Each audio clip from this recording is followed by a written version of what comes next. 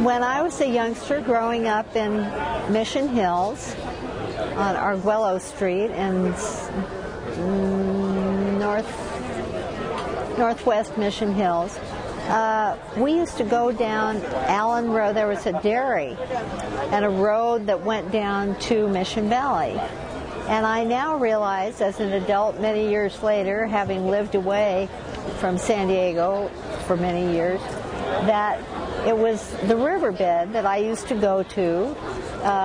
There was a dairy farm down there, and we would walk down the road, and I think I remember my family would drive to a truck farm that always had wonderful corn and tomatoes and various things that was right about where, seems to me, where the Hunter restaurant is now.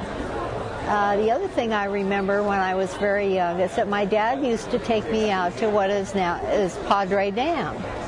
And we would while away hours right at the river bend as it came through the dam sluice and climb around on the rocks, and that was the first time I ever saw what my dad called a crawdad and pollywogs. And I was,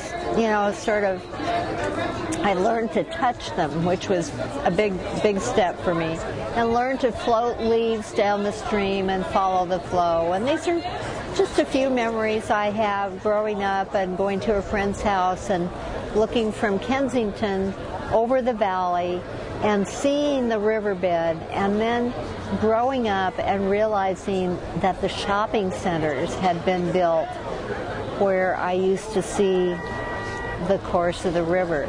So with some sadness, I've seen how that aspect of development has changed the riverbed that I knew as a kid. But I'm so encouraged and excited about the plans that the River Park Foundation has for getting back to a native state for the course of the river. I think it's a wonderful bunch of projects.